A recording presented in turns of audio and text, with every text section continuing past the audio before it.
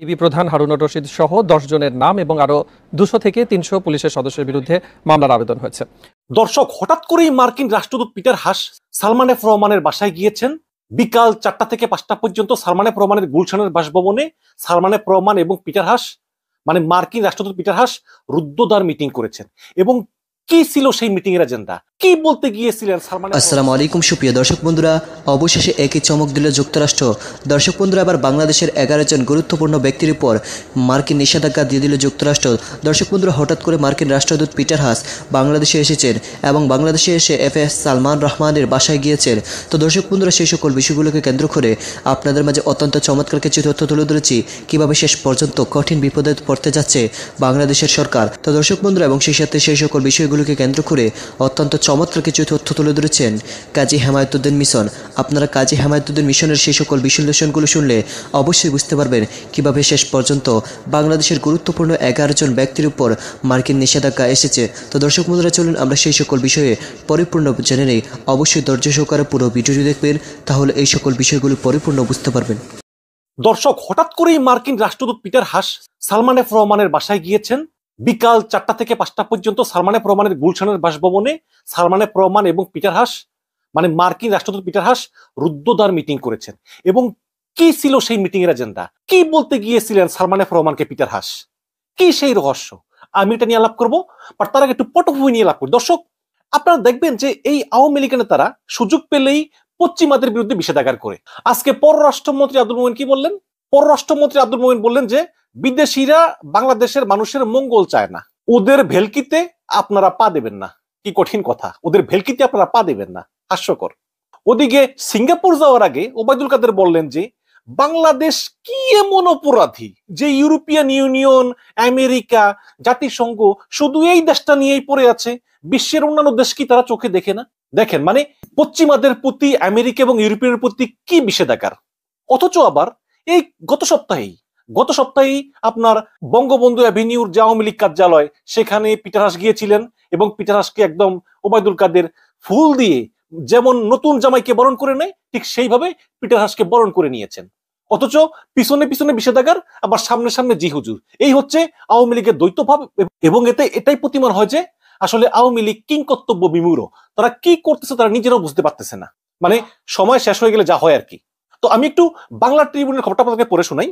প্রধানমন্ত্রীর বেসরকারি শিল্প ও বিনিয়োগ বিষয়ক উপদেষ্টা সালমান এফ রহমানের সঙ্গে বৈঠক করেছেন ঢাকায় নিযুক্ত যুক্তরাষ্ট্রের রাষ্ট্রদূত পিটার হাস। বিকাল 4টা থেকে 5টা পর্যন্ত গুলশানে সালমান এফ রহমানের বাসায় বৈঠক অনুষ্ঠিত হয় বলে একাধিক সূত্র নিশ্চিত করেছে।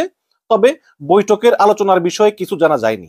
এর আগেও গত 6 জুন সালমান এফ রহমানের কার্যালয়ে পিটার হাসের সঙ্গে বৈঠক হয়। ওই বৈঠকে আইনমন্ত্রী আনিসুল হক উপস্থিত ছিলেন। গত 21শে মেও সালমান এফ রহমানের সঙ্গে পিটার হাসের একটি বৈঠক গুলশান কার্যালয়ে অনুষ্ঠিত হয়।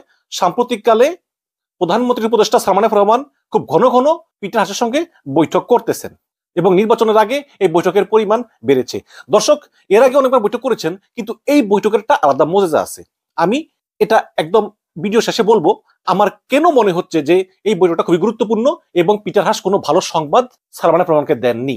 আমি একটু পটভূমিটা আলোচনা করি। সেটা হচ্ছে যে আপনারা দেখবেন যে মার্কিন দুর্নীতি দমন বিষয়ক কর্মকর্তা রিচার্ড নেফিউ, তিনি এই সবেমাত্র বাংলাদেশ সফর করে গিয়েছেন এবং এই রিচার্ড নেফিউর গতিবিধি কিন্তু সন্দেহজনক ছিল। যদিও বাংলাদেশ সরকার বলেছে যে রিচার্ড নেফিউর এই বৈঠকটা হচ্ছে রুটিন বৈঠক, কিন্তু দর্শক, রিচার্ড নেফিউ রুটিন বৈঠক করতে বাংলাদেশে আসবেন এটা আমার মনে হয় না। এবং নির্বাচনের আগে একের পর এক মার্কিন বিভিন্ন কর্মকর্তা বাংলাদেশ সফর করতেই থাকবেন, উদ্দেশ্য হচ্ছে শেখ হাসিনাকে চাপ দেওয়া। এবং এরই অংশ হিসাবে এই রিচার্ড নেফিউ বাংলাদেশে এসেছেন এবং এই রিচার্ড নেফিউ হচ্ছেন পারমাণবিক অস্ত্র এবং নিষেধাজ্ঞা বিষয়ক বিশেষজ্ঞ। তিনি এই নিষেধাজ্ঞা নিয়ে একটা বইও লিখেছেন। বইটার নাম হচ্ছে the art of sanction, a view from the field. হচ্ছে তিনি বিভিন্ন দেশের উপর মার্কিন নিষেধাজ্ঞার শৈল্পিক গুণাগুণ নিয়ে এই বইটা লিখেছেন। এখন সরকার বলতেছে যে রিচার্ড নেফিউ রুটিন সফর এসেছেন। যদি রিচার্ড নেফিউ রুটিন সফর এসে থাকেন, তাহলে তিনি যখন দুদক কার্যালয়ে গেলেন তখন রিচার্ড নেফিউকে অফিসে বসিয়ে দুদক চেয়ারম্যান মোহাম্মদ মঈনুদ্দিন আব্দুল্লাহ কেন পিছনে দরজা দিয়ে পালিয়ে গেলেন? কেন তিনি পালিয়ে গেলেন? কি সেই রহস্য? তাহলে রিচার্ড নেফিউ কেন এসেছিলেন? এই রিচার্ড নেফিউ পররাষ্ট্র সচিব মাসুদ বিন মোমেনের সঙ্গে একটা বৈঠক করেছেন এবং সেই বৈঠক শেষে পররাষ্ট্র সচিব মাসুদ বিন মোমেন একটা গুরুত্বপূর্ণ ইঙ্গিত কিন্তু আমাদেরকে দিয়েছেন। কথায় আছে না, আক্কল মানকে লিয়ে ইশারায় কাফি। চলুন দেখি আমরা মাসুদ বিন মোমেন ঠিক কি বলেছেন। রিচার্ড নেফিউর সঙ্গে বৈঠক শেষ করার পরে মাসুদ বিন মোমেনকে সাংবাদিকরা প্রশ্ন করেছিলেন যে সম্প্রতি বিভিন্ন পত্রিকায় 11 জন ব্যবসায়ীর বিরুদ্ধে নিষেধাজ্ঞা এসেছে বলে একটা কথা সামাজিক যোগাযোগ মাধ্যম এবং বিভিন্ন পত্রিকায় প্রকাশিত হয়েছে এবং জানা গেছে যে তারা সবাই বাংলাদেশ থেকে টাকা পাচারের সঙ্গে যুক্ত বড় বড় ব্যবসায়ী। এই নিয়ে আপনার রিচার্ড নেফিউর সঙ্গে কোনো কথা হয়েছে কিনা? উত্তরে মাসুদ বিন মোমেন বললেন যে এগুলো নিয়ে কোনো আলোচনা হয় নাই, তবে রিচার্ড নেফিউ যেহেতু নিজেই নিষেধাজ্ঞা বিশেষজ্ঞ তাই তিনি বলেছেন যে নিষেধাজ্ঞা দুর্নীতিবাজদের দমন করার একটা মোক্ষম অস্ত্র, তাই তার হয়তো এই ধরনের একটা চিন্তা ভাবনা থাকলেও থাকতে পারে। তার মানে মাসুদ বিন মোমেন কিন্তু সরাসরি অস্বীকার করেননি, তিনি বলেননি যে না এই ধরনের কোনো আলোচনা হয়নি বা এটা সম্ভাবনা নাই।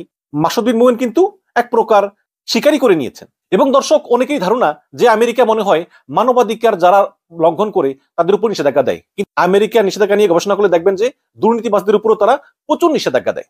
গতকালকে মার্কিন স্টেট ডিপার্টমেন্টের মুখপাত্র ম্যাথিউ মিলারকে একটা প্রশ্ন করেছিলেন সাংবাদিক মুশফিকুল ফজল আনসারি। তখন এই মার্কিন স্টেট ডিপার্টমেন্টের মুখপাত্র ম্যাথিউ মিলার তিনি স্বীকারও করেননি অস্বীকারও করেননি। তিনি বলেননি যে এর সংখ্যা কত আমি জানি না বা অ্যাসালমের উপর নিষেধাজ্ঞা এসেছে কিনা আমি জানি না, তিনি হ্যাঁ বা না কিছুই বলেননি। তিনি শুধু বলেছেন যে আমেরিকা দুর্নীতিবাজদের উপর যদি ভিসা নিষেধাজ্ঞা দিয়েও থাকে তাহলে সেটা আমেরিকা প্রকাশ করবে না। এদিকে আমরা দেখলাম যে রিচার্ড নেফিউ বাংলাদেশে আসলেন এবং সরকারের এত মন্ত্রী, এত বাঘা বাঘা শিল্পপতি আমলা, এই সব সেরে রিচার্ড নেফিউ সাংবাদিক রুজিন ইসলামের সঙ্গে খুবই দরহম মরম সম্পর্ক দেখলাম। তার সঙ্গে ছবিও তুলেছেন, অনেকক্ষণ কথাও বলেছেন। আপনারা জানেন যে রুজিন ইসলাম কি? রুজিন ইসলাম হচ্ছে প্রথম আলোর সিনিয়র সাংবাদিক, যিনি দুর্নীতি নিয়ে অনেক কাজ করে থাকেন এবং এই দুর্নীতি নিয়ে বিভিন্ন রিপোর্ট করার জন্য তিনি আন্তর্জাতিক পুরস্কারও পেয়েছেন। এবং এই রুজিন ইসলাম সেই রুজিন ইসলাম যিনি করোনাকালীন সময়ে স্বাস্থ্য মন্ত্রণালয়ে একটি দুর্নীতি নথি সংগ্রহ করার সময় তাকে অফিসিয়াল সিক্রেটস অ্যাক্টে গ্রেপ্তার করা হয় এবং গ্রেপ্তার করার পর তিনি কারাগারেও ছিলেন অনেকদিন এবং এখানেও তিনি নিয়মিত সেই মামলার হাজিরা দিয়ে যাচ্ছেন। তো সেই রিচার্ড নেফিউর সঙ্গে রুজিনার এত মাতামাতি, তার মানে নিশ্চয়ই রিচার্ড নেফিউ রুজিনার কাছ থেকে বর্তমানে বাংলাদেশের দুর্নীতিবাজদের সম্বন্ধে কিছু টিপস এবং কিছু তথ্য সংগ্রহ করেছেন। এবং এই রিচার্ড নেফিউ সুশীল সমাজের সঙ্গে বৈঠক করেছেন। তিনি একটি ইন্টারভিউ দিয়েছিলেন, আমি সেই ইন্টারভিউটা একটু পড়ে শোনাই, মানব জমিনে প্রকাশিত হয়েছে। রিচার্ড নেফিউ বলেছেন যে দুর্নীতি ও অর্থ পাচারের সঙ্গে যুক্ত ব্যক্তিদের বিরুদ্ধে আমেরিকা নিষেধাজ্ঞা দেয়। যুক্তরাষ্ট্র কখনোই নিষেধাজ্ঞাকে রাজনৈতিক হাতিয়ার হিসেবে ব্যবহার করে না, নির্দিষ্ট কোনো রাজনৈতিক দলের সদস্যকে বেছে বেছে তার বিরুদ্ধে নিষেধাজ্ঞা দেয় না। ব্যক্তির কর্মকাণ্ডকে বিবেচনায় নিয়ে তথ্য উপাত্ত এবং প্রমাণের ভিত্তিতেই চূড়ান্ত সিদ্ধান্ত নেওয়া হয়ে থাকে। কোনো ব্যক্তির বিরুদ্ধে নিষেধাজ্ঞা আরোপিত হলে তার সম্পদ জব্দের পাশাপাশি তার ভিসায়ও বিধিনিষেধ দেওয়া হয় এবং সেই ব্যক্তিকে টাকা পাচার এবং দুর্নীতিতে যদি কেউ সহায়তা করে থাকে তাহলে তার উপরও নিষেধাজ্ঞা দেওয়া হয়। মানে যে সহযোগিতা করবে তার উপরও নিষেধাজ্ঞা হবে এবং যে দুর্নীতি করবে তার উপর তো হবেই। অতীতে আমরা নিষেধাজ্ঞার মতো পদক্ষেপ কাজে লাগিয়েছি এবং ভবিষ্যতেও তা ব্যবহার করব। রিচার্ড নেফিউ বলেন যে আমেরিকার আইনি প্রক্রিয়ার আওতায় দুর্নীতি ও অর্থ পাচারের সঙ্গে যুক্ত ব্যক্তিদের বিরুদ্ধে নিষেধাজ্ঞা দেওয়ার ক্ষমতা আছে। গ্লোবাল ম্যাগনিটোস্কি কর্মসূচির আওতায় আমরা নিষেধাজ্ঞা আরোপ করে থাকি যারা দুর্নীতি করেছেন এবং যারা অর্থ পাচারের সহায়তা করেছেন, কার্যত যারা দুর্নীতিতে সহযোগিতা করেছেন তাদের বিরুদ্ধে এটি অতীতে ব্যবহার করা হয়েছে এবং ভবিষ্যতেও আমরা এই প্রক্রিয়া ব্যবহার করব। তখন সাংবাদিকরা 11 জন ব্যবসায়ীর উপর যে নিষেধাজ্ঞা আরোপের কথা বিভিন্ন পত্রিকায় ঘুরছে সেই বিষয়ে প্রশ্ন করলে রিচার্ড নেফিউ বললেন যে সুনির্দিষ্ট কোনো মামলা বা ব্যক্তি নিয়ে আমি মন্তব্য করব না, তবে এটুকু বলবো যে অতীতে আমরা নিষেধাজ্ঞার মতো পদক্ষেপ কাজে লাগিয়েছি, ভবিষ্যতেও তা ব্যবহার করব।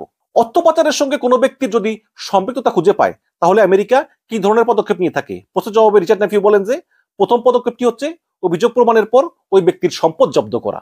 তার মানে আমেরিকায় যত সম্পদ আছে সব জব্দ করে ফেলবে এবং এটি আর্থিক প্রতিষ্ঠানের মাধ্যমে করা হয়। পাচার হওয়া টাকা যাতে অন্য কোথাও না যায় সেটি নিশ্চিত করার জন্য তা জব্দ করা হয় এবং যেই দেশ থেকে অর্থ আমেরিকা এসেছে সেই দেশে যোগাযোগ করা হয়ে থাকে। অর্থাৎ অর্থ সম্পত্তি জব্দ করার পাশাপাশি অভিযুক্ত ব্যক্তিকে আটকানো এবং যে দেশ থেকে অর্থ পাচার হয়েছে সেই দেশে ফেরত পাঠানো সহ সবকটি পদক্ষেপই এর সঙ্গে যুক্ত। পুরো বিষয়টি আইনি প্রক্রিয়ার মাধ্যমে অনুসরণ করা হয় এবং সেই ব্যক্তি যদি কোনো অপরাধে জড়িত হয় এবং সেটা আমেরিকার নিরাপত্তার জন্য হুমকি হয় তখন তার বিরুদ্ধে পদক্ষেপ নেওয়া হয়। আমরা যদি কোনো ব্যক্তির বিরুদ্ধে নিষেধাজ্ঞা দেই সেটা আমরা প্রকাশ্যে কখনো আলাপ আলোচনা করি না, কারণ আগে ভাগে তাকে জানিয়ে দিলে তিনি পার পাওয়ার চেষ্টা করবেন বা তিনি টাকাগুলো অন্য দেশে সরিয়ে নিয়ে যাবেন এবং দায় এড়ানোর সুযোগটা কাজে লাগাবেন। তবে আমেরিকা সরকার পর্যাপ্ত তথ্য প্রমাণের ভিত্তিতেই কারো বিরুদ্ধে নিষেধাজ্ঞার সিদ্ধান্ত নিয়ে থাকে। দর্শক, আমি মনে করি রিচার্ড নেফিউ একটা লক্ষ্য নিয়ে বাংলাদেশ সফর করেছেন এবং তার সেই লক্ষ্য শতভাগ অর্জিত হয়েছে এবং তিনি একটা ডিসিশন নিয়েছেন। সেই ডিসিশন নিয়ে আলোচনা করতেই কিন্তু এই পিটার হাস সালমান এফ রহমানের বাসায় গিয়েছেন। তাহলে প্রশ্ন হচ্ছে কি সেই ডিসিশন যেটা সালমান এফ রহমানের বাসায় গিয়ে পিটার হাস তাকে বলে এসেছেন বলে আমি মনে করি। দর্শক, আপনারা দেখেন, আমেরিকা শেখ হাসিনাকে চায় না, সোজা সাপটা কথা। আমেরিকা শেখ হাসিনাকে ক্ষমতায় দেখতে চায় না, আমেরিকা শেখ হাসিনাকে গদিচ্যুত করতে চায়, এবং র্যাবের উপর নিষেধাজ্ঞা, ভিসা নিষেধাজ্ঞা, এই সবই কিন্তু। তো দর্শক বন্ধুরা, আপনারা তো এই পুরো ভিডিওটি দেখে এবং এই সকল তথ্যগুলো জেনে অবশ্যই বুঝতে পেরেছেন অবশেষে কঠিন চাপে পড়তে যাচ্ছে সরকার, এবং সেই সাথে মার্কিন রাষ্ট্রদূত পিটার হাস এবার যে কঠিন চাপে ফেলতে যাচ্ছে। তো দর্শক বন্ধুরা, আপনারা এই পুরো ভিডিওটি দেখে এবং এই সকল তথ্যগুলো জেনে আপনাদের কাছে কি মনে হচ্ছে? তাহলে কি শেষ পর্যন্ত বিএনপির জন্য বিশাল সুসংবাদ চলে আসলো? এবার মার্কিন রাষ্ট্রদূত পিটার হাস বাংলাদেশের গুরুত্বপূর্ণ 11 জন ব্যক্তির উপর নিষেধাজ্ঞা দিয়েছেন। তো দর্শক বন্ধুরা, আপনারা এই পুরো ভিডিওটি দেখে এবং কাজী হেমায়েতুদ্দিন মিশনের এই সকল তথ্যগুলো জেনে আপনাদের কাছে কি মনে হচ্ছে অবশ্যই কমেন্ট করে জানিয়ে দিবেন। তো দর্শক বন্ধুরা, ভালো থাকুন, সুস্থ থাকুন। আল্লাহ হাফিজ। আসসালামু আলাইকুম ওয়া রাহমাতুল্লাহি ওয়া বারাকাতুহু।